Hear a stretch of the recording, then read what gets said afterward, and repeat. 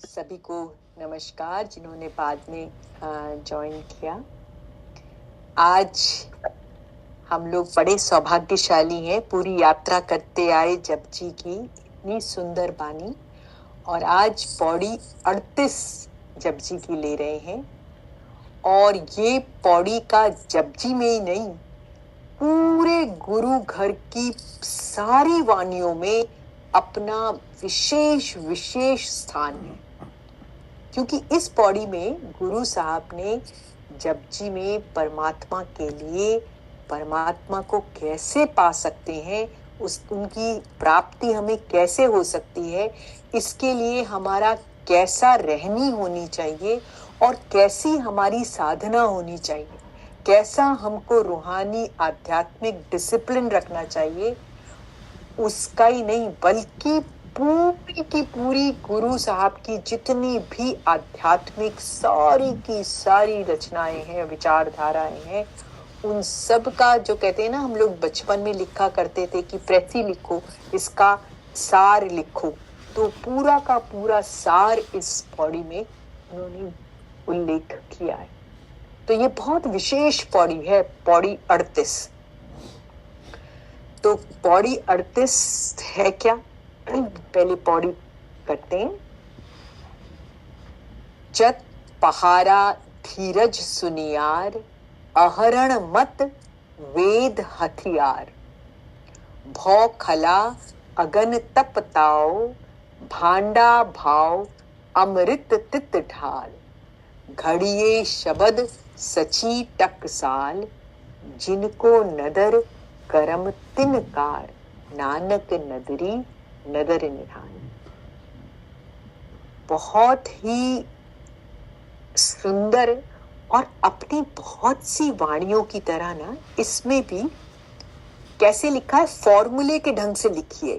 जिसे कहते हैं ना, हम लोग बचपन में पढ़ते थे ना, इसका सूत्र क्या है, इसका सूत्र क्या, अच्छा ये है a plus b the whole square is equal to a square plus 2ab plus b square, ऐसे पढ़ते थे ना, एक सूत्र होते थे, फॉर्मूला होते थे, उस फॉर्मूला को याद कर लेते थे।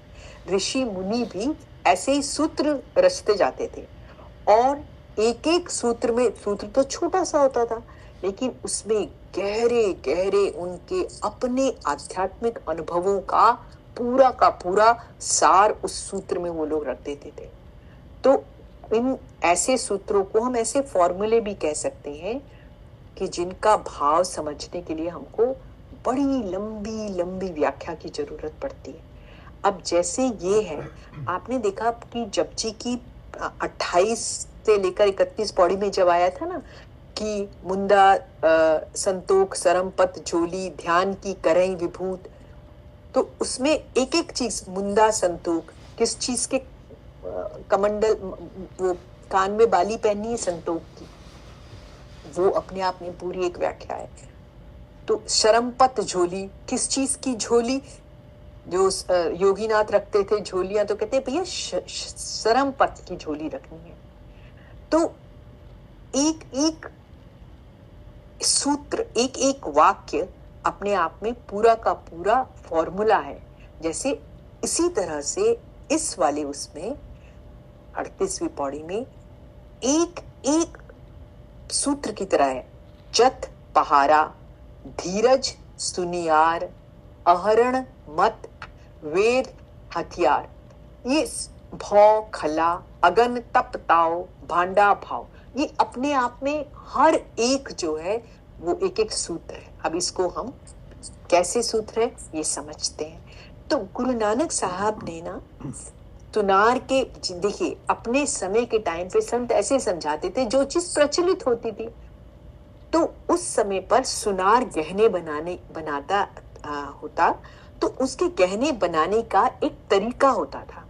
तो उस गहने बनाने के तरीके का उन्होंने एग्जाम्पल लिया और क्या बताया कि इस एग्जाम्पल से उन्होंने ये बताया कि हमारी आत्मा जो है उसकी जो रसाई होनी है, वो जब घड़ेगी तो उसकी साधना कैसी होनी चाहिए, उसका अभ्यास, उसका डिसिप्लिन कैसा होना चाहिए। जो व्यक्ति चाहता है कि जीते जी उस परम तत्व को, उस सतपुरुष के दर्शन कर उनमें समाए, तो उसकी आत्मा की रसाई के लिए उसकी साधना कैसी होनी चाहिए, इसके उन्होंने एग्जाम्पल लिया। किस चीज से? सुनार के गहने बनाने के प्रोसेस से। जैसे सुनार के गहने बनाने की, तो सुनार अपनी दुकान में सोने के गहने बनाता है। सोने को क्या कैसे होता है? सोने को एक कुठाली कहते हैं, कुठाली में वो डाल करके भट्टी में तपाता है, और उस भट्टी को किससे, एक धौकनी होती है, आप सब जानते होंगे, तो वैसे तो पहले के हैं पर सबने देखी होगी हमने अपने जीवन में, कि वो एक धौकनी होती है, उससे उसको धौंकता है तो आग तेज होती जाती है भट्टी में, और उसको चलाता जाता है, भट्टी में आग तेज होती है, और फिर वो कुठाली में जो सोना है वो पिघलता है पूरा का पूरा, और फिर वो पिघला हुआ जो सोना होता है ना, उसको एक सांचे में डालता है, और फिर उसके पास में एक ऐसा इंस्ट्रूमेंट होता है जिसको अहरन कहते हैं, लोहे का इंस्ट्रूमेंट ऐसा होता है अहरन, उस अहरन पे रखता है, फिर छोटे से हथौड़े से इस पर चोट कर करके इसको सुंदर गहने का रूप देता है। तो ये एग्जाम्पल उन्होंने लिया सुनार की दुकान का। अब इस एग्जाम्पल से उन्होंने ये बताया कि हमारी अपनी साधना जो है, हमारी अपनी आत्मा की रसाई के लिए हमें इसका ऐसे ही प्रोसेस होना चाहिए। क्या प्रोसेस? पहला कहा जत पहारा। तो जत कहते हैं, जत का जो वैसे वर्ल्डली मीनिंग है वो है कि अपने इंद्रियों को वश में, जत जत संयम करते हैं ना, अपनी इंद्रियों को वश में करना। और पहारा का मतलब होता है सुनार की दुकान। तो कहते हैं कि जब बाबा नानक के टाइम पर ना देखा जाए तो क्या प्रचलित था, जो आध्यात्म में या धर्म में योग मत करते थे लोग, बौद्ध मत होते थे, फिर जैसे जैन के लोग थे, जैन होते थे। तो ये लोग क्या करते थे, किसके लिए? कि हमें मोक्ष चाहिए, हमें निर्वाण चाहिए, और क्या करते थे उसके लिए?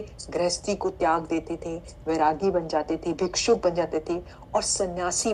तो उस समय पर ये बड़ा प्रचलन में था कि परमात्मा को पाना है तो सन्यासी बनना पड़ेगा। और सभी संप्रदायों में ये कर देते थे कि काम और स्त्री को तो परमार्थ के मार्ग में सबसे बड़ी रुकावट, कि अरे ये तो ब्रह्मचर्य करना है, अगर काम और स्त्री की तरफ देख लिया तो आप तो बिल्कुल भी परमात्मा की तरफ जा ही नहीं सकते। इस पूरे के पूरे कॉन्सेप्ट के कंप्लीटली ऑपोजिट बाबा नानक ने निर्गुण धारा में, जो जितने भी संत हैं निराकार, उन्होंने तो परमात्मा को कोई व्यक्ति वो थोड़ी, वो तो सचखंड में बसे, फिर अलग अगामी तक निराकार है ना बेसिकली। तो उन्होंने, संतों ने क्या बताया कि ये जो हमारी जो काम हम कहते हैं ना वासना, ये वास्तव में सच्चा ब्रह्मचर्य क्या है कि काम काम सब कोई कहे, काम न चीन्हे कोई, जेती मन की कल्पना काम कहावे सोए। कबीर साहब का कि हमारे अंदर ये स्त्री काम नहीं है, हमारे अंदर जितनी इच्छाएं हैं, कामनाएं हैं, वो है काम। तो गुरु साहब बाबा नानक जत पहारा के को लेकर के ऐसा उपदेश करते हैं कि जो जत है या ब्रह्मचर्य का संबंध है वो कोई घर गृहस्थी के त्याग से नहीं है कि आपने त्याग दिया, आप जाके जंगलों में बैठ गए, या ये तो है कि आपकी कामना, आपकी वासना जो आपके अंदर है उसका त्याग है। तो कहने का मतलब कि नारी को काम या बाहर नहीं है, हमारे ये सबको अंतर्मुखी करा कि हमारे ये अंदर है। जब तक मन में कामना और वासना पड़ी हुई है तब तक घर बाहर आप छोड़ दो, कहीं के भी त्यागी बन जाओ, तभी भी आप भोगी के भोगी हो, क्योंकि अंदर मन में तो कामनाएं पड़ी हुई है ना। जिसके मन को कामना और वासना से, जिसने अपने मन को पूरी तरह से आजाद कर लिया, तो वो चाहे ग्रस्त हो, चाहे वो फकीर, चाहे अकेला रहने वाला हो, वो सच्चा सन्यासी है, ये संतों ने बताया। तो कबीर साहब ने ये कह करके काम काम सब कोई कहे, इस बात को बिल्कुल क्लियर किया। तो बाबा नानक क्या कह रहे हैं कि जत पहारा, यानी कि इंद्रिय संयम की अपने उसकी दुकान होनी चाहिए और धीरज सुनियार, शाब्दिक अर्थों में धीरज और दृढ़ता का सुनार होना चाहिए। पर ये कहा इसलिए जा रहा है क्योंकि योगी घर को त्यागते थे, अपने वस्त्रों के रंग बदल लेते थे, कानों में छेद करवा लेते थे, कहीं न कहीं। तो इन सब के इशारा करते हुए उन्होंने कहा कि जैसे जल में कमल निरालम मुर्गाई नैसाने, महाराज जी बहुत बोलते थे इसको कि सूरत शब्द भवसागर तरिए नानक नाम वखाणे। कहते थे जैसे कमल का फूल पानी में रहता है, कीचड़ में रहता है, लेकिन उसके ना कीचड़ लगता है उसके ऊपर, ना पानी का कोई प्रभाव होता है। ऐसे ही एक पक्षी मुर्गाबी भी पानी में रहती है और उसके पंख हमेशा सूखे रहते हैं। तो ऐसे ही शब्द या नाम में जो लीन रहने वाला साधक है, वो घर गृहस्थी की सारी जिम्मेदारियां निभाए, सब कुछ करते हुए वो सच्चा वैरागी है, वो सच्चा त्यागी है और सन्यासी है। और क्योंकि वो घर गृहस्थी में रहते हुए अपनी सारी जिम्मेदारियां निभाते हुए नाम में लिव जोड़े हुए है, वो आज सहजे सहजे महाराज जी कहते भवसागर से पार हो जाता है। तो पूर्ण गुरुमुखों के बताए हुए जो उपदेश है, उस पर चलने से बाबा नानक संतों ने बताया कि घर गृहस्थी की जिम्मेदारियां भी पूरी करनी है और उस परमात्मा तत्व को उसको भी पाना है। तो ये बात सारे संतों ने, अगर बाकी दशों पातशाहियों की बानी देखें, सब ने इस बात को कहा है अलग अलग बात से। तो गृहस्थ का जो जत है, महाराज जी हमेशा कहते थे सबसे बड़ा तप जो है वो गृहस्थ का तप है। तो गृहस्थ का जत है क्या कि भाई उसमें रहते हुए हम अपनी जिम्मेदारियां पूरी करते हुए तब काम वासना से किसी को ना देखें, काम वासना के तहत पर स्त्री पर पुरुष का त्याग करें, ये है। तो पहारा का अर्थ जत और पहारा का अर्थ सुनार की दुकान। तो ये कह रही है कि इंद्रियों का संयम परमार्थ की शुरुआत है। मतलब कि जब तक मन जो है वो मन का हमारा बहाव, मन का हमारा फ्लो इंद्रियों के भोगों में है, विषयों में है, हम दो कान दो नाक और इन सब चीजों में बहते रहते हैं, विकारों की तरह बहते रहते हैं, तब समझना चाहिए कि अभी परमार्थ की दुकान हमारी शुरू ही नहीं हुई है ना। दुकान से क्या मतलब है? दुकान से मतलब है कि जहां हानि और लाभ होती है ना। तो ये दुकान इसलिए कहा गया है कि इसमें जब हमारा परमार्थ शुरू ही नहीं हुआ तो हमें लाभ की तो हम सोच ही नहीं सकते। तो अगर हमें लाभ मिलना है तो सबसे पहले है कि अपने मन को जो बाहर की तरफ बह रहा है ना कंटिन्यूअसली, किसमें बहता है? इंद्रियों के भोगों में बहता है, या हमारे विषय के किसी कोई चीज हमें अच्छी लगती है उसके विकारों में बहता है, हमारी इच्छाओं में तृष्णाओं में बहता है। तो कहते हैं कि सबसे पहले तो इसको अंतर्मुखी करना है। तो गुरु के प्याले से अगर आप वो नाम का शब्द का अमृत पीना है तो मन और इंद्री को सबसे पहले सारे विषय विकारों में जाने से रोकना होगा। जत इंद्रियों के संयम से, मन इंद्रियों के दास बन के नहीं रहना हमने, मन इंद्रियों को हमने अपना दास बनाना है। जो अपना दास बनाने का मतलब है कि मन के अधीन आत्मा ना हो, हम डिसाइड करें कि हमने क्या करना है। अब मन कह रहा है कि भाई जलेबियां खाओ तो खाए जा रहे है ना। वो हो गया कि आत्मा बलहीन हो गई और मन शक्तिशाली हो गया। तो कहते हैं कि इनको अपना सर्वेंट बना करके रखो। महाराज जी हमेशा कहते थे, कृपाल सिंह महाराज जी हमारे कहते थे कि जो घोड़ा होता है वो घुड़सवार के लिए होता है, घुड़सवार घोड़े के लिए नहीं होता कि वो चाहे घोड़ा अपने खींचे चला जा रहा है, जो घोड़ा उस पे बैठा है वो उसको ले जाए। उसी तरह से हमारी इंद्रियां इन सब को ऊपर हम बैठे हैं। तो हमारी इंद्रियां हमें बहाती रहती हैं, सबसे पहले यहाँ से हमें अंदर की तरफ करना होगा। चरणदास जी की एक बानी होती थी, कहते थे इंद्री के बस मन रहे, मन के बस रहे बुद्धि। सबसे पहले तो इंद्रियां हमारी जो चाहती है, मन कहता है तो इंद्रियां से हम यूज करते रहते हैं। तो इंद्रियां किसके बस में हुई? हमारे मन के बस में। मन ने कहा कि ये खाना है, तो हम ढूंढने लगे, उसकी तरफ हमने सारा ध्यान लगा दिया। कहते हैं इंद्रियों के बस में तो मन रहे, और मन के बस में रहती है बुद्धि। फिर बुद्धि कहती है ऐसा करो, तो मन वैसे करने लगता है। कहते हैं कहो ध्यान कैसी लगे, ऐसा जहां विरुद्ध। जब ऐसा होगा तो कहाँ हम सोच सकते हैं कि हमारा ध्यान लगेगा? जब तक आत्मा मन और इंद्रियों के वश में है, नाम के साथ हम लिव जोड़ने की सोच भी नहीं सकते, असंभव है, सभी संतों ने कहा है।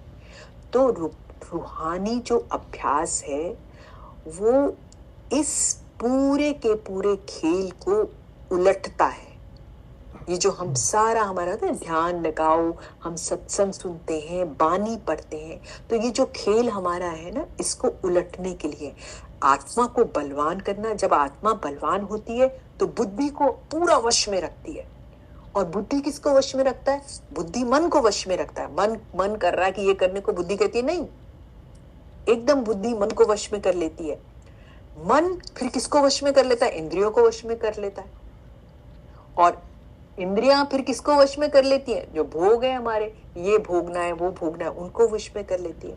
तो ऐसे जब हमारा उल्टा गेम हो जाता है पूरा, तो ऐसी अवस्था में पहुंचकर कहा कि व्यक्ति जो है वो सच्चे अर्थों में इस दुकान का लाभ उठाता है।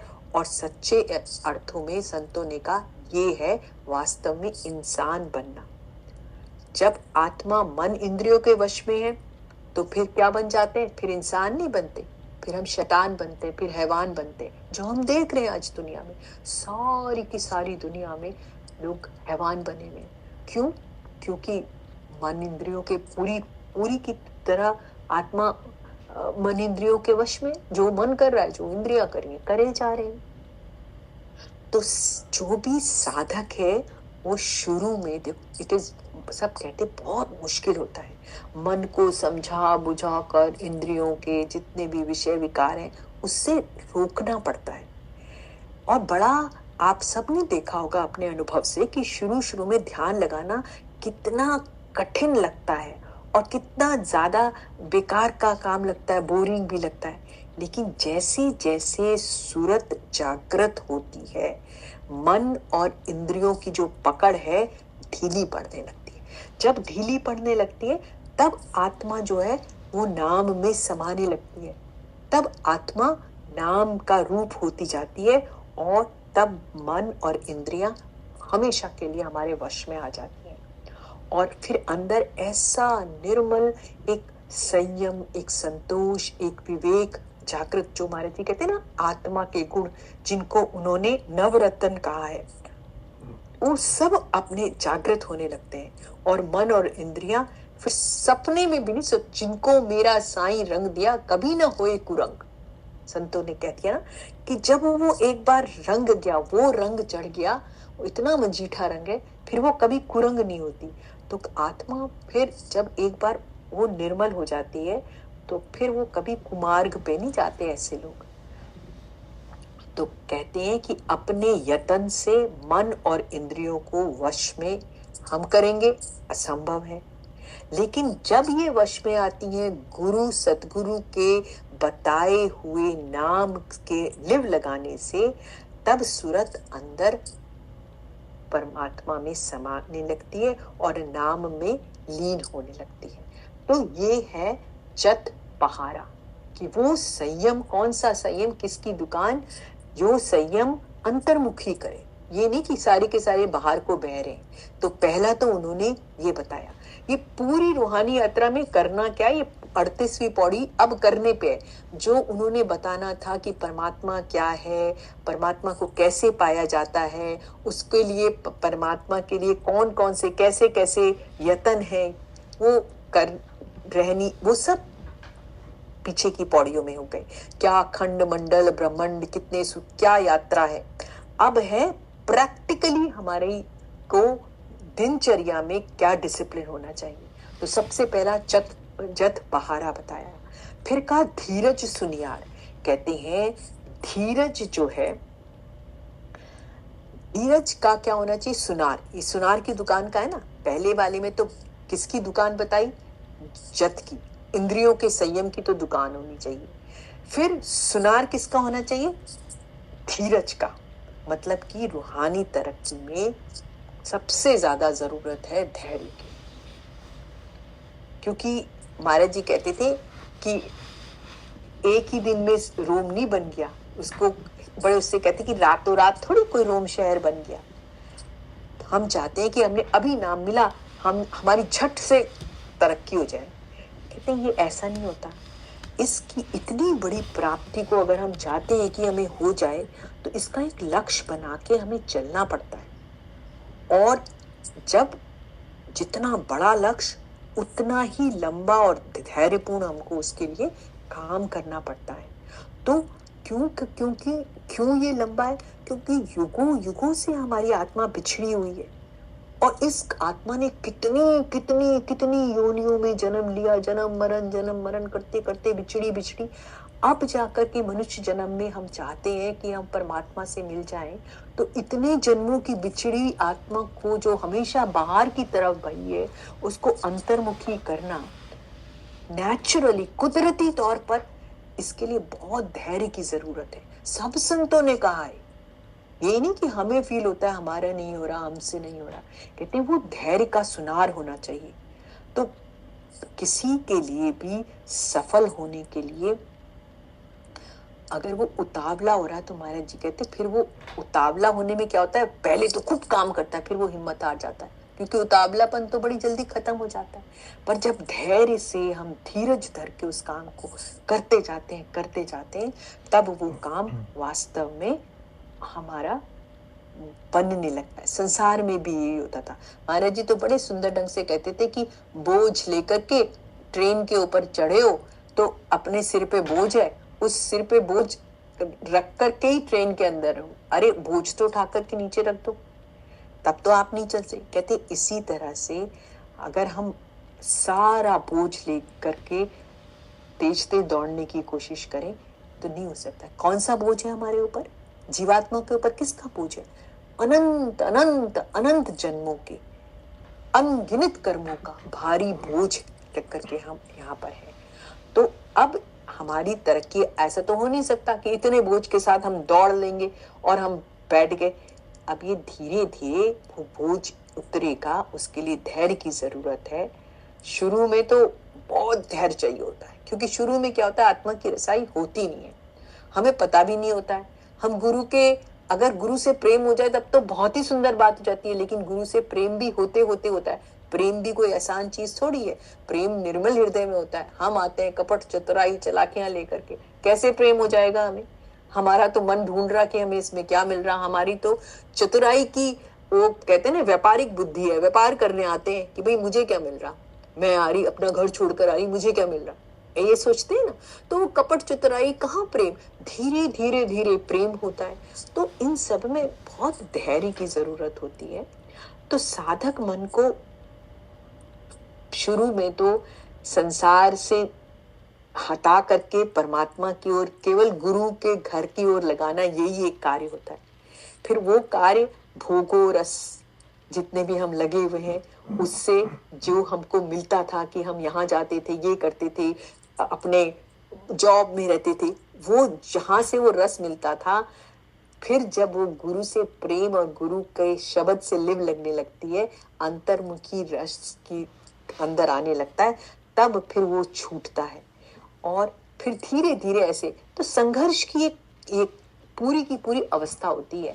तो इसको बाबा नानक ने कहा, इसके लिए एक ही चीज चाहिए, क्या, धीरज सुनियार, धैर्य की जरूरत है, और वो धैर्य का सुनार होना चाहिए, है ना।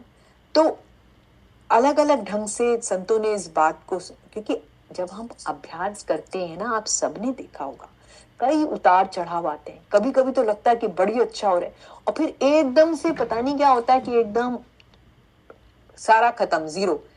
बैठ रहे हैं तो बैठने का ध्यान भी नहीं लग रहा है। तो ऐसे एक के साथ नहीं होता, सब साधकों के साथ में होता है। कई बार मन भजन में बिल्कुल ही नहीं लगता, तो महाराज जी से कई जब बात होती तो महाराज जी कहते थे इसमें जो हमारे पूर्व जन्म के कर्म है, आज के हमने किसी को, हम आज के जो अभी कर्म कर रहे हैं इसमें किसी की निंदा, संतों की, गुरुमुख की निंदा तो नहीं करी, किस वातावरण में किसके साथ खाना खाया, कैसे कैसे मनोवृत्ति के लोगों के साथ में बातचीत, कहती बड़ी चीजों का प्रभाव पड़ता रहता है। तो इस प्रभाव के कारण हमारा जो अभ्यास, और ये सब हम हटा तो सकते नहीं कि भाई सबको छोड़ दे। महाराज जी कहते फिर तो कर्म को आप निभाओगे कैसे। तो अभ्यास में उतार चढ़ाव आते हैं, है ना। शुरू में भजन बिल्कुल रूखा बेस्वाद, ऐसा लगता है कि कहाँ क्यों बिठा दिया, लेकिन धीरे धीरे धैर्य से, दृढ़ता से भजन करते जाते हैं तो फिर उसमें रस आने लगता है। जब रस आने लगता है तो महाराज जी कहते थे जल्दी का काम बेटी शैतान का काम होता है। इसलिए जब बहुत, अगर बिना बहुत यत्न किए बिना कोई चीज मिल जाए ना तो फिर वो जल्दी से खत्म भी हो जाती है, वो टिकती भी नहीं है। जब बहुत यत्न करने के बाद में कोई चीज मिलती है तो उसकी कद्र होती है, धीरे धीरे कद्र, अरे मैंने इतनी उससे करी तो फिर कद्र होती है। भजन सिमरन में भी हमारी उन्नति के लिए महाराज जी कहते थे जल्दबाजी जब हम सोचते हैं तो शैतान का काम है। जब हम धैर्य से और दृढ़ता के साथ करते हैं, कहते हैं वो गुण है आत्मा का। तो जहां जिस जिस मन के अंदर, हमारा जो मन है, हम क्या डालना चाहते हैं, एक अमृत डालना चाहते हैं। किस चीज का अमृत, नाम का अमृत डालना चाहते हैं। कहते हैं जहां जिस मन के अंदर नाम का अमृत डालना है उसकी तैयारी में कोई टाइम नहीं लगेगा, वो एकदम से हो जाएगा। वो फल जो हम चाह रहे हैं कि हमें मिले, महाराज जी कहते थे धीरे धीरे रे मना धीरे सब कुछ होए, माली सींचे 100 गड़ा और ऋतु आए फल होए। कहते हैं कि पूरी की पूरी सीढ़ी है, आप चढ़ रहे हो कहीं ऊपर ऊपर, कहते सीढ़ी में आप 99 सीढ़ी चढ़ गए, लेकिन जब तक 100वीं सीढ़ी नहीं चढ़ोगे तब तक आप छत पे पहुंच ही नहीं सकते। और वो 99 सीढ़ी चढ़ने का कोई फायदा ही नहीं है जब तक आपने 100वीं सीढ़ी नहीं चढ़ी। तो धैर्य तो पूरा बनाने रखना पड़ेगा ना अंत तक, कि भाई 50 सीढ़ी चढ़ गए, 50 सीढ़ी चढ़े या 40 सीढ़ी चढ़े या 99 सीढ़ी चढ़े, भाई जब तक 100 नहीं पूरी हुई तब तक तो आप छत पे पहुंचे ही नहीं, तो फल तो तभी। तो कहते हैं वो धैर्य रखना बहुत जरूरी होता है। मंजिल जितनी जितनी दूर होती है उतना ही हमारे को हमारे सफर में अपना संयम रखना पड़ता है, और छोटे छोटे कदम लेते जाए धैर्य रख करके। तो ये है चत, पहारा और धीरज सुनियार। 2 सूत्र बोल दिए रहने के। अब तीसरा क्या कह रहे हैं बाबा नानक, कह रहे हैं अहरण मत वेद हथियार। इस सुनार का जो काम होता है ना, सुनार बड़ा बारीकी से काम करता है, तो उसका जो प्रोसेस होता है ना वो भी पूरा होना चाहिए। तो जिसके ऊपर रख करके वो गहनों को बनाता है उसको एरन कहते हैं। एरन जो है बिल्कुल स्टेबल होनी चाहिए, है ना, एकदम स्टेबल होती एरन। क्योंकि अगर एरन हिलेगी तो जब उसके ऊपर वो गहना बनाएगा तब तो वो कभी भी नहीं शेप दे पाएगा, वो तो हिलता ही जाएगा, वो गहना जैसा वो डिजाइन बनाना चाहता है बना ही नहीं पाएगा। तो कहते हैं एरन जो है वो अडोल है। ऐसे ही एहरन मत यानी कि बुद्धि, हमारी जो बुद्धि है साधक की, जिस प्रोसेस से वो भी बिल्कुल अडोल होनी चाहिए। उसका जो ज्ञान है एहरन मत जो है हमारी वो बिल्कुल अडोल होनी चाहिए, एहरन की बाती। और वेद हथियार का मतलब है जो उसका ज्ञान है वो भी पूरा निर्मल अचल होना चाहिए, जो हमारा हथियार है जिससे कि वो एहरन के उसके ऊपर मारता है ना वो उससे हथौड़े से, तो वो एहरन मत ही कही गई है। और मारने वाला जो हथौड़ा है वो ज्ञान का कहा गया है, वेद हथियार। वो ज्ञान से, वेद से मतलब यहाँ ज्ञान का है, वो निर्मल अचल अडोल ज्ञान होना चाहिए। तो परमार्थ में उन्नति के लिए मनमति में हम नहीं रह सकते, उसको छोड़ करके हमें गुरु के मत को धारण करना है और विवेकपूर्ण ढंग से फिर उसको ढालना है।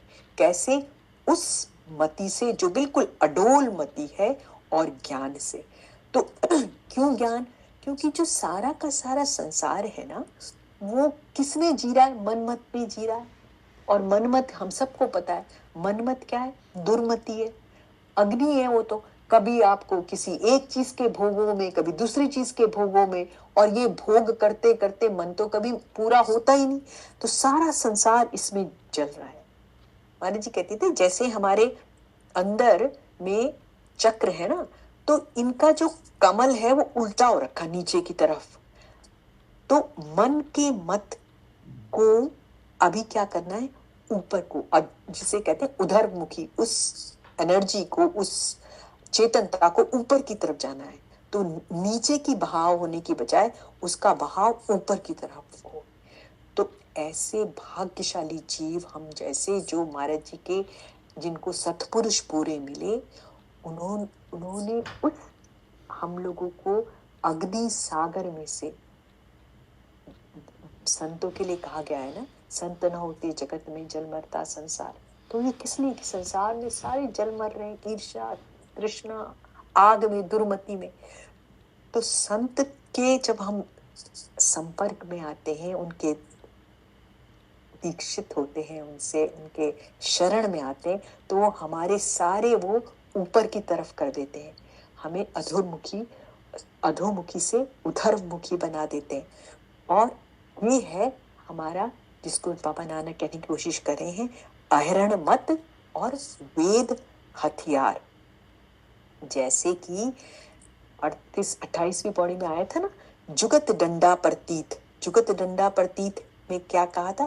कि युक्ति जो है वो यतन से मजदूर मेहनत करता है, लेकिन युक्ति भी होनी चाहिए। युक्ति का मतलब क्या है? कि जैसे एक लेबर है, वो एक ईंट उठा रहा है लेबर, अब वो कितनी ईंट उठाई जा रहा है, उसको कितना पैसा मिलेगा?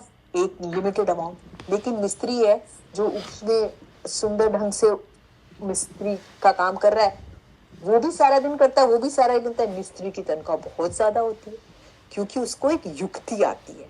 तो यही बात बाबा नानक कहने की कोशिश कर रहे हैं कि युक्ति भी सही होनी चाहिए। एरन मत वेद हथियार, जिसको कि कबीर साहब ने बड़े सुंदर ढंग से कहा। युक्ति क्या बताई संतों ने? कि तन थिर मन थिर वचन थिर सुरत निरत थिर होए। कहे कबीर इस पलक को कल्प न पावे सोई। कि तन मन वचन बिल्कुल एकदम स्थिर करके बैठना है।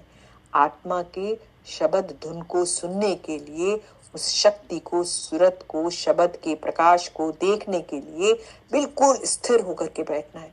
जब ऐसे स्थिर होकर बैठेंगे, ये एक युक्ति है। अगर हिलते जुलते रहे, आप 4 घंटे बैठे, कभी पैर हिला रहे, कभी हाथ हिला, उससे अच्छा है 5 मिनट बैठे बिल्कुल अडोल एकदम। तब ये जो अभ्यास है, अडोल मत का अभ्यास है। तो मन मर्जी से अभ्यास करने की बात नहीं कर रहे हैं, ये पूरी की पूरी पौड़ी में सिर्फ ये बता रहे करना कैसे है हमें। और देखिए कितने कितने सुंदर तरीके से बता रहे हैं कि हमारी युक्ति करेक्ट होनी चाहिए। ये नहीं कि हम बैठे इधर उधर हिल रहे हैं। वेद हथियार बात कर रहे हैं। वेद हथियार क्या है? हमारा वेद हथियार क्या है? जिसको कि बाबा नानक ने पहले कहा कि गुरुमुख नादम। कौन से ज्ञान की बात है? जो कहा ना ज्ञान का हथौड़ा, तो कौन से ज्ञान का? ये वो ज्ञान है जो गुरुमुख नादम गुरुमुख वेदम गुरुमुख रहा समाये, गुरु के मुख से मिलता है। सच्चे नाम और शब्द का भेद, ये है हमारा ज्ञान। तो इसको, ये नहीं कि ये बाहर का पढ़ा हुआ ज्ञान हमारे अंदर। एरन मत तो पहले अडोल मत बता दी, फिर वेद हथियार का कि वो जो हमें गुरु के मुख से मिलता है। संसार में देखा जाए तो जगह जगह पर, स्टेप स्टेप पर हम देखें, मोह और माया के कितने जाल बिछे हुए। मैं देखती हूँ काल जो भी करे, माया के कितने जाल बिछे हुए है ना। संतों ने तो बड़े सुंदर ढंग से अलग अलग बात कर करके बताया कि भाई इसमें भरमाने, भटकने की, गलत रास्ते पर डालने के लिए अनेकों। और महाराज जी बताते थे, और आपने अनुभव भी किया होगा कि इतनी मोह माया केवल यहीं पर नहीं है पृथ्वी पे, जब हम बैठते हैं आत्मा की रसाई होती है, अंदर भी मिलती हैं ऐसी शक्तियां जो आपको भटकाने के लिए तैयार है। तो जीवन में कदम कदम पर हमारे साथ में हमने देखा कभी लालच, कभी झूठ, कभी दमक, कभी कोई बिल्कुल क्षण भंगुर भोग, कभी किसी की कोई ना कोई इच्छा हमारे ऊपर कितनी बार हावी हो जाती है। तो ऐसे मौकों पर जब जहां इतनी माया के देश में हम रह रहे हैं, क्या होनी चाहिए? एकदम निश्चल बुद्धि, और जिसे कहा अहरन, अहरन जिस पे रख करके वो करता है सुनार, एकदम अडोल निश्चल बुद्धि हो, और निर्मल ज्ञान। निर्मल ज्ञान क्या है? शब्द का, जो गुरु के मुख से मिला, उस पे पूर्ण विवेक के साथ में जब हम उस परमात्मा गुरुमुख सतगुरु के द्वारा बताए हुए वचन पे चलते हुए हम युक्ति करते हैं, तब जाकर के हम रूहानी अभ्यास करने वाले सिख बनते हैं। ऐसे तो हम कह देते हैं हम सिख हैं, सिख हैं। तो ये है अहरन मत वेद हथियार। आगे कहते हैं भौखला। भौखला, खला का अर्थ होता है धौंकनी, जिसको ऐसे गोल गोल हाथ से भी घुमा के धौंकनी करते हैं, और ऐसे ऐसे से भी करता है। वो बड़ी चमड़े की होती है ना, उसको करके धौंकनी करता है तो आग लगती है। धौंकनी से आग की तपिश बढ़ती जाती है, वो आग को बुझने नहीं देती। और भौ जो है यहाँ पे भौ खल्ला का, भौ मतलब भय का, मतलब डर का, डर की धौंकनी होनी चाहिए। देखिए, हम डॉक्टर के पास जाते हैं, डॉक्टर हमें एक परहेज बताता है, अगर हम वो परहेज ही नहीं करेंगे तो हमारी जो बीमारी है वो ठीक दवा से थोड़ी दूर होगी। मतलब दवा तो खाने से होती है, पर दवा तब असर करेगी ना जब हम परहेज के साथ में दवाई खाएंगे। तो यही है कि रूहानी तरक्की के लिए भजन सिमरन तो हमें चाहिए, पर जो गुरु ने हमें पालन किए हैं कि कैसे हमने चलना है, क्या हमारे परहेज है, क्या हमारे क्रियमान कर्म होने चाहिए, क्या कौन से हमें रत्नों पे चलते हुए भजन सिमरन करना है, वो बहुत जरूरी है। अगर वो नहीं होगा तो हमें भजन सिमरन का कोई लाभ नहीं होगा। तो कहते हैं ना, संतों ने कहा कि भाई मन तो आपका एक है, चाहे उसको यहाँ लगा लो, चाहे उसको गुरु भक्ति में लगा लो, चाहे विषय के कमाने में लगा लो। तो विकारों में जब हम रहते हैं तो भजन में तरक्की रुक जाती है। भय और डर का जो खला बोला ना, भौ खला, डर के दो रूप है। एक तो डर होता है जिसमें बहुत मजा होता है, और दूसरा होता है कि कहीं मेरा प्रियतम जो है मुझसे नाराज ना हो जाए। तो जब ये वाला डर होता है ना, भय और भाव, ये दो चीजें जिसपे संतों ने बहुत बोला, पूरा का पूरा सत्संग है इसमें, कि भय बिन होत न प्रीत। तुलसीदास ने भी कहा कि जहां पर ये भय ना हो कि मेरा प्रीतम मुझसे छूट न जाए, तो वहां प्रीति है ही नहीं, प्रेम है ही नहीं। प्रेम के साथ में एक डर का होना बहुत जरूरी है। कौन से डर का? इस डर का कि मेरा प्रीतम मुझसे न दूर हो जाए। डर और प्रेम जो है वो शब्द से आत्मा की रसाई करने में सहायता करते हैं। तो ये भौ खल्ला जो बोला है ना, उसमें बहुत इंपॉर्टेंट है ये, कि भाई लोग कहते हैं कि प्रेम में कैसा डर? प्रेम में ही डर होता है सबसे ज्यादा। जब आपका प्रेम निर्मल होने लगता है तो और डर होता है, मेरा प्रेमी मुझसे नाराज ना हो जाए। तो ये भौ खल्ला इसका कहा कि धौकनी होनी चाहिए उस डर की। और क्या क्या? अगन तपताओ समझाते हैं। भौ खल्ला तो हो गया, अगन तपताओ, अगन की ठीक युक्ति और डर के साथ तप की अग्नि, अगन तपताओ। तप अग्नि किसकी होनी चाहिए?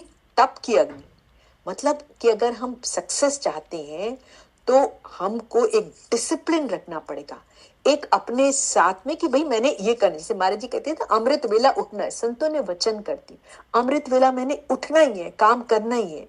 तो कहते हैं जिस साधक में वो हट नहीं होता ना, प्रेम भी कैसा कि मैंने अपने सतगुरु को नाराज नहीं करना, उनको प्रसन्न रखना, इसलिए उसका हट है कि मैं उनके बात को मानना ही है, 3:30 मैंने उठना ही है, 2.5 घंटे भजन करना ही है। तो वो हट का जो प्रेम होता है ना, वो हट का प्रेम या प्रेम का हट, बात तो एक ही है। तो वो उसको कहा उसकी अग्नि चाहिए, उस तप की अगन तपता हो। दुनिया का ऐसा कौन सा वैसे रिश्ता है जो बिना आप दृढ़ता के या बिना हट के साथ निभा सकते हैं? कोई भी रिश्ते में आपको करना ही पड़ता है। तो ऐसे कहते हैं कि शुरू शुरू में हमें हट से काम लेना पड़ता है, बाद में प्रेम हमें पूरी तरह से एम्पावर कर लेता है।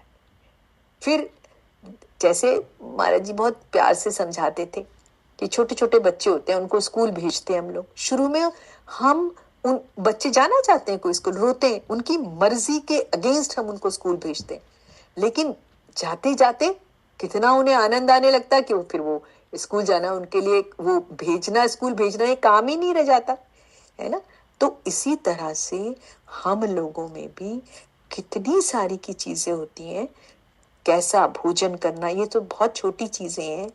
कैसे कैसे अपने पराये का ध्यान रखना, धन का, बुरे कामों से बचना, बुरी कामनाओं से बचना, तन को बचाना, मन को सुमिरन में लगा के रखना, भटकता हुआ मन है उसको स्थिर करना, ये सब तप कहे गए हैं, अगन तप ताओ। और इन सब में इस तप, ऐसा नहीं कि केवल ऐसा ही तप, अपनी जो अंदर की वासनाएं हैं उनको उनको खत्म करना पूरी तरह से इस तप की अग्नि में, वो ये आसान काम नहीं होता। और ये तभी पॉसिबल होता है जब सतगुरु के प्रेम में हम रंगने लगते हैं। हमें पता भी नहीं लगता कि हम उस प्रेम में रंग कर वो वासनाएं कैसे खत्म हो गई। तो तब हर तरह के उतार चढ़ाव जो आते हैं ना, उसके बावजूद हम भजन सिमरन में लगे रहते हैं उस प्रेम में। तो बाबा नानक कहते हैं कि भौ खल्ला अगन तपता, और अग्नि उस तप की अग्नि। फिर कहते हैं भांडा भाव अमृत तित ढाल। कहते हैं भांडा भाव अमृत तित ढाल। भाव है प्रेम की महिमा। कहते हैं भाव द्वारा ये बताने की कोशिश कर रहे हैं कि जो हमारा भजन सुमिरन है, जो हमारा निरंतर रूहानी अभ्यास है, उसकी जो आधार है वो प्रेम होना चाहिए। भांडा उसका भाव, भांडा माने जो बर्तन है उसका, वो प्रेम का होना चाहिए।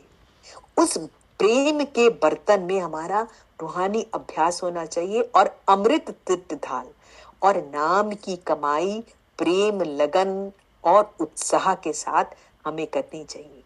मतलब कि हमारा सच्चा प्रेम या हमारा परमात्मा के प्रति जो हमें विरह तड़प होती है, सच्ची तड़प, वो जीवात्मा को नाम रूपी अमृत से मिलाने का काम करती है। या तो सच्चा प्रेम मिलाएगा या उसकी तड़प मिलाएगी। दोनों एक ही होते हैं ना, कहते हैं ना विरह विरह विरह आंखें विरह तू सुल्तान।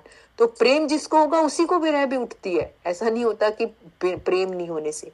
तो हमारा को सच्चा प्रेम या विरह जो है वो, तो भांडा भाव अमृत तित ढाल, वो जो बर्तन होना चाहिए वो प्रेम का बर्तन होना चाहिए। और उसमें फिर नाम का अमृत। प्रेम के बिना तो कोई भी हृदय का बर्तन तो खैर तैयार ही नहीं होता नाम के लिए। जहां प्रेम होता है ना, प्रेम के बिना सब चीज बोझ हो जाती है। चाहे वो कोई जीवन का रिश्ता हो, चाहे वो रूहानी साधना हो। जहां प्रेम होता है वहां पर आप त्याग भी करते चले जाते हो, वहां आप कुर्बानियां भी करते चले जाते हो। एक प्रेमी लाखों लाखों मील लंबा सफर करता है, आ जाता है, उसको कोई बड़ी बात नहीं लगती इतना लंबा सफर करके आना। लेकिन अगर प्रेम नहीं होगा ना और मजबूरी में आप करने लगोगे तो वो फिर क्या होता है, अरे कितना दूर है, मुझे कितना दूर आना पड़ता है, ये सारी बातें शुरू हो जाती। तो अगर हम देखें दुनिया में तो वैसे प्रेम माता पिता का कहते हैं बच्चों के प्रति शुरू में तो होता ही है थोड़ा बहुत, तो वो बच्चों के लिए कितनी कुर्बानियां, उनको पढ़ाने के लिए एक शहर से दूसरे शहर जाकर के बस जाते हैं, कितना कितना, कहाँ से आती है उनके अंदर ये शक्ति? वो प्रेम है उनका जो उनको शक्ति देता है। तो ये बड़े सुंदर तरीके से बता रहे हैं कि भांडा भाव अमृत तित्र ढाल, प्रेम का बर्तन जब होता है ना तो फिर उसमें नाम का अमृत डाला जा सकता है।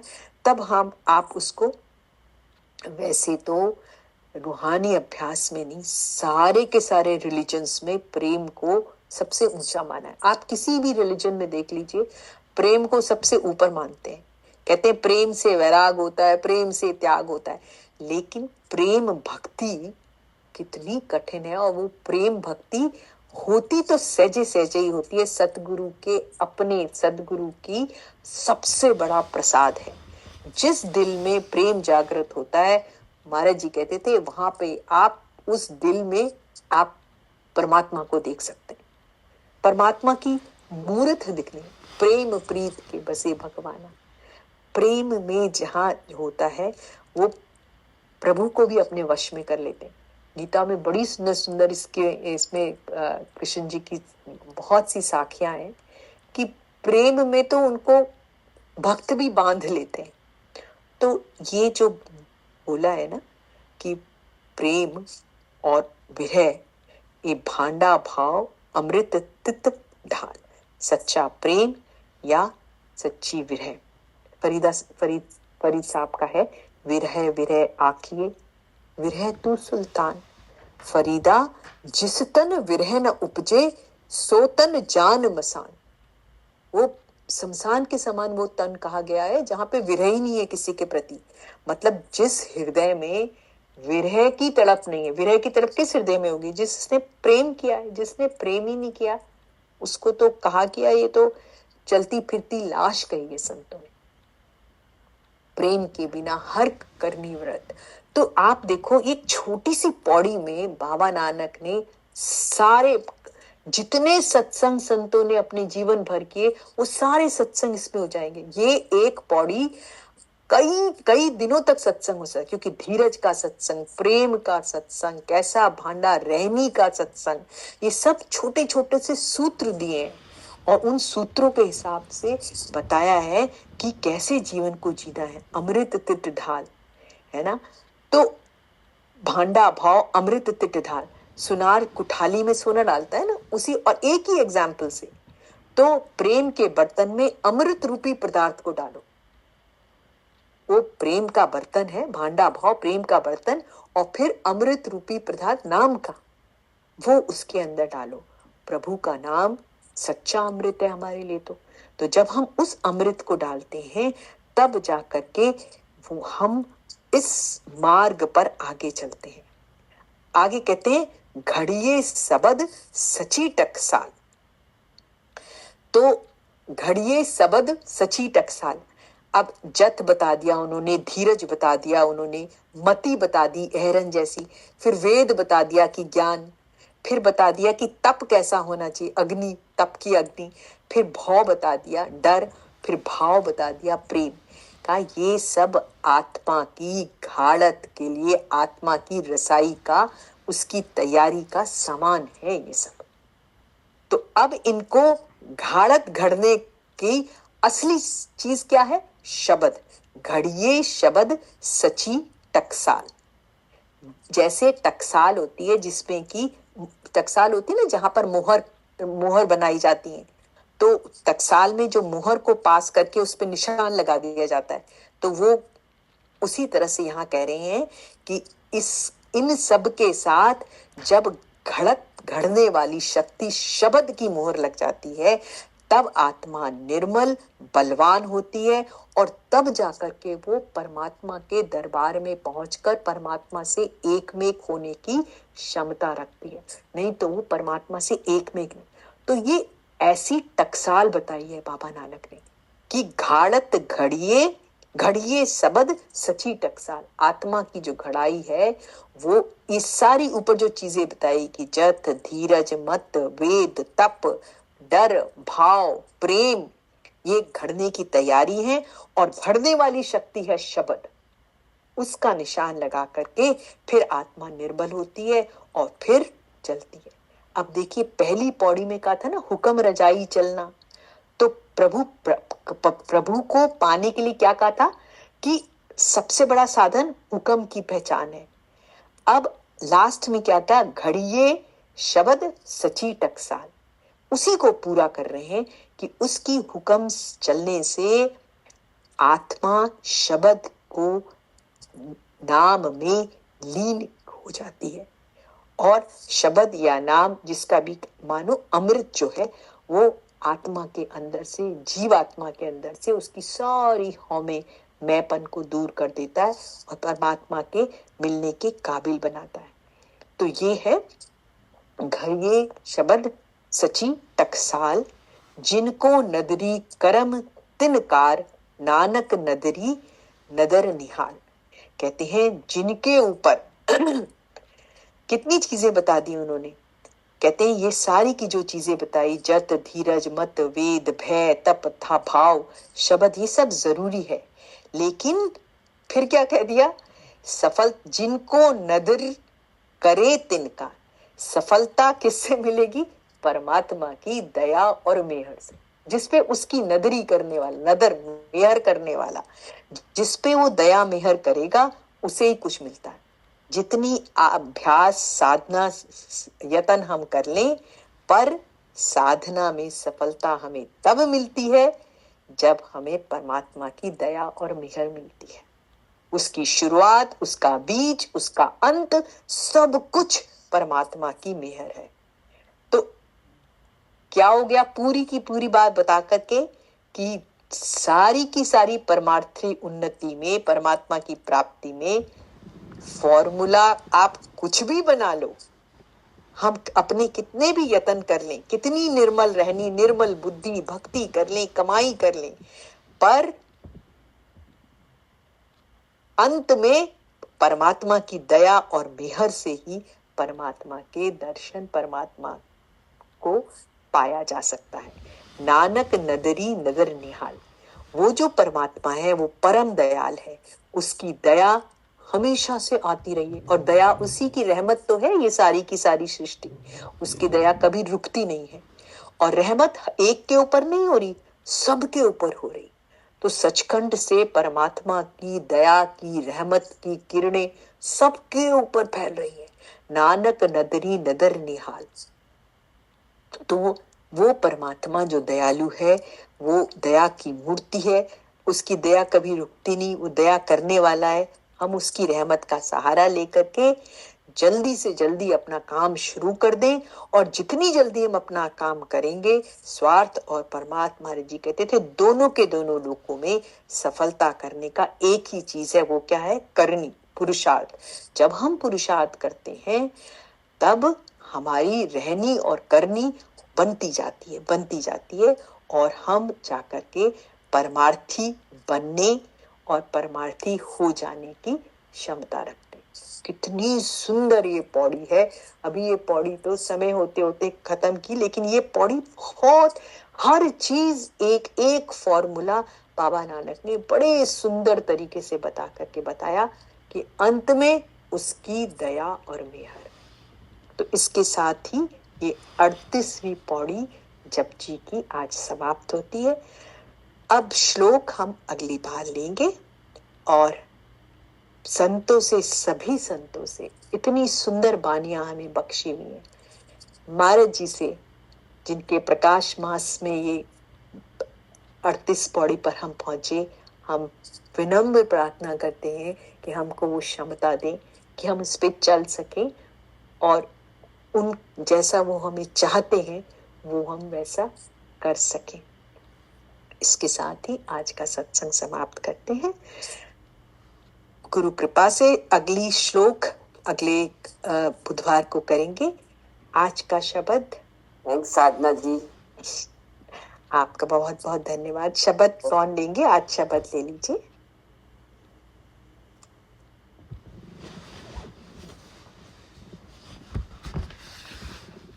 मैं ले सकता हूँ।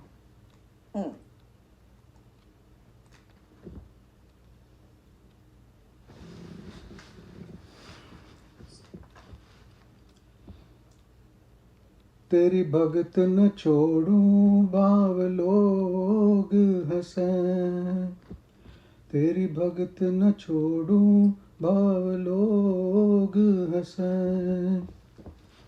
चरण कमल मेरे हृदय बसें, चरण कमल मेरे हृदय बसें।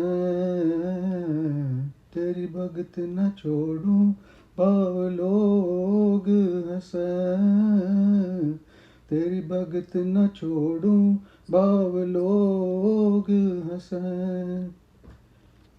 साहिब संकट वै सेवक भजै, साहिब संकट वै सेवक भजै। चिरन काल ना जीवै दो कूल लजै, चिरन काल ना जीवै दो कूल लजै।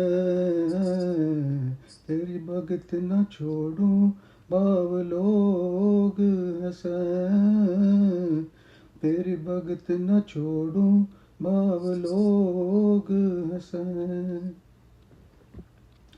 जैसे अपने जतने प्राणी मारन मांदै, जैसे अपने जनन प्राणी मारन मांदै।